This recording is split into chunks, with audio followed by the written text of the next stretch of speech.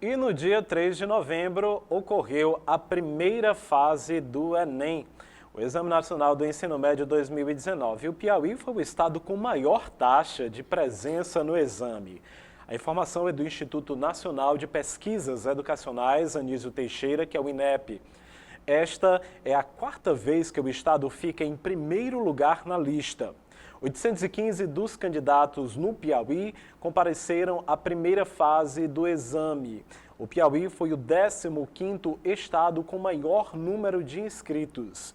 E 2 emergências médicas foram registradas durante a aplicação das provas, de acordo com a Secretaria de Segurança Pública, e em 4 cidades faltou energia. A primeira ocorrência médica foi registrada no Centro Educacional de Ensino Integral Polivalente, no município de Amarante, e o segundo aqui em Parnaíba, no Liceu Parnaibano. Segundo a Secretaria de Segurança Pública, as 2 candidatas passaram mal e mesmo depois que ficaram bem, não retornaram para concluir as provas. Ainda aqui em Parnaíba, na Escola Municipal São Francisco dos Capuchinhos, foi registrado perturbação dos candidatos com música alta nas proximidades, mas logo foi resolvido pela Polícia Militar.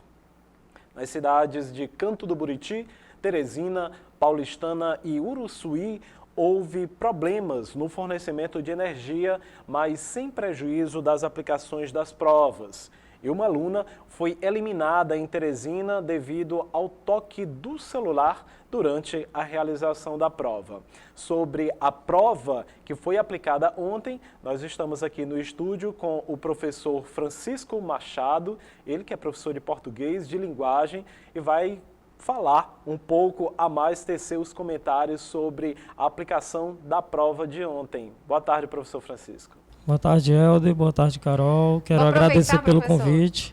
Já que o Helder já começou aqui conversando, né? É sempre muito bom estar aqui com o senhor conosco aqui no estúdio. O senhor sempre foi um parceiro da Fundação 14 de Agosto, inclusive oferecendo, né, junto conosco, cursos na área de linguagens, não é isso? Muito obrigada por ter aceito o nosso convite e estar aqui hoje conosco conversando sobre a primeira prova do Enem. Obrigada. Eu que agradeço, Carol. Essa parceria é de fato antiga, há quase 20 anos já.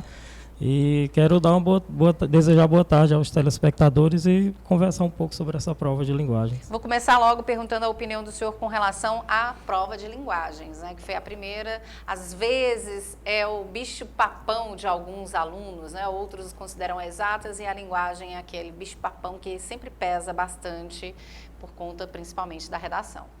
Pois é, eu tenho de admitir que eu estava em viagem e analisei toda a prova hoje de manhã, juntamente com a proposta de redação.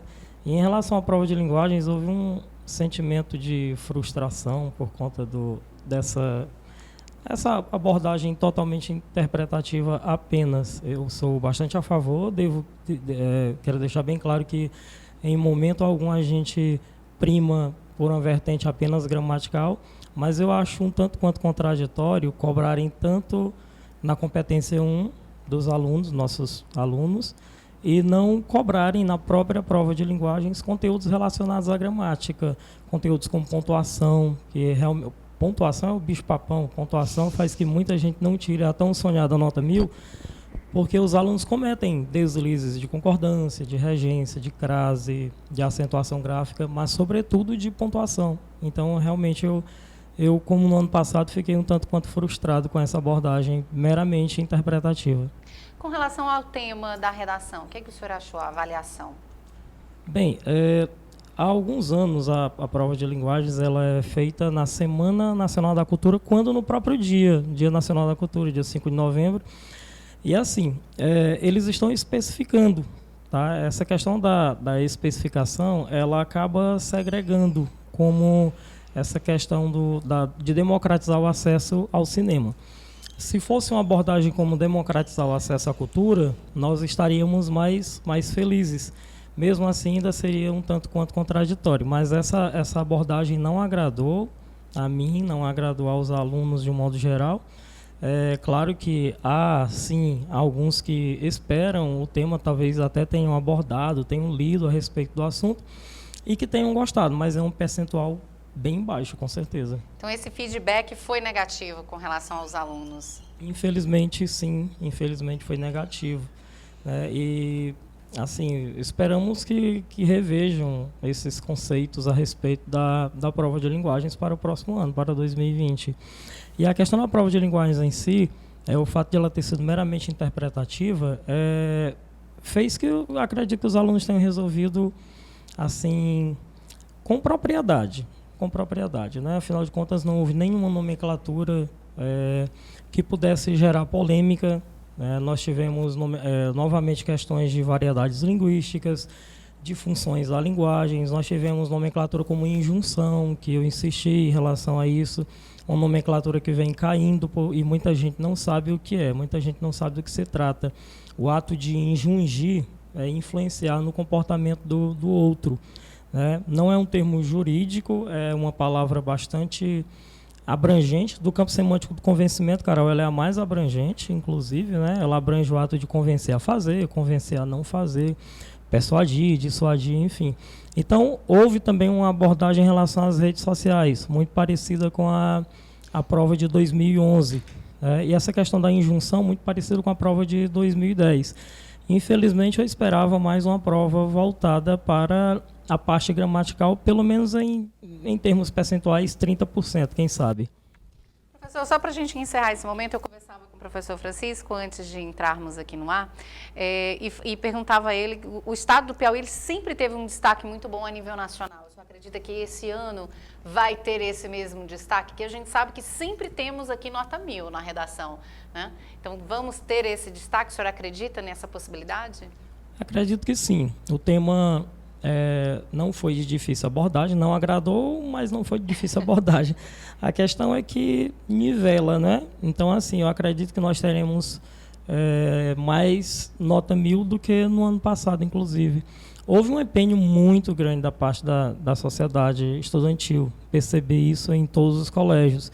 Então, eu acredito que tenhamos novamente nota 1000 aqui no Piauí, sim, como sempre temos. É um estado forte nesse quesito, com certeza.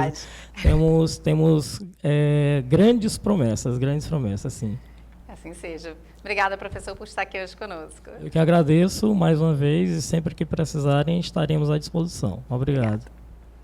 Obrigado, professor Francisco Machado, por ter seus comentários da prova de linguagem aplicada no Enem. No próximo final de semana tem mais uma etapa do Enem e a gente vai retornar também aqui na segunda-feira, já combinamos eu e Carol de trazer mais um especialista da prova do próximo final de semana para a gente acompanhar e às vezes também, professor Francisco, até mesmo passar aquela informação para os pais, porque a gente sabe que as cobranças são muito cruéis em cima dos alunos durante a realização das provas e é importante esses comentários, até porque para que os pais possam saber também das dificuldades que os alunos enfrentaram nas provas. Obrigado mais uma vez. Uma dica para os pais, não sei se o professor Francisco concorda, assim, os pais, né, se colocarem também para fazer uma vez aí, um ano, vamos fazer o Enem? Uma vez eu resolvi fazer, acho que tem uns 4, 5 anos, né, acompanhando aí a pressão do filho mais velho, e não é como na minha época, né? Que você não tinha tanto texto, tanta coisa para ler, era aquela prova ali e pronto, era vestibular, passou, não passou, tchau, vai tentar outra vez. Agora não, são muitos textos, a prova é cansativa, essa é a verdade. Eu achei super cansativo. Tudo bem que eu já tenho mais idade, né? Mas é cansativa. Seu filho foi meu aluno, inclusive, né? É uma prova de resistência, né? Muito aluno tem uma prova de resistência. Tá? Os alunos devem se adaptar a isso. Mas no início foi difícil a adaptação exatamente pela diferença, né? Temos 10 anos de aplicação aqui no Piauí, inclusive, e na década passada nós tínhamos o PSIL, né? O Programa Seriado de Ingresso à Universidade, e tínhamos também o vestibular específico da UESP. Então eram abordagens bem diferentes. Como eu tenho quase 21 anos já de sala de aula, Você é jovem, que nem eu. Passamos aí pelas 3 vertentes e sabemos exatamente as diferenças entre as 3, tá? Mais uma vez, muito obrigado.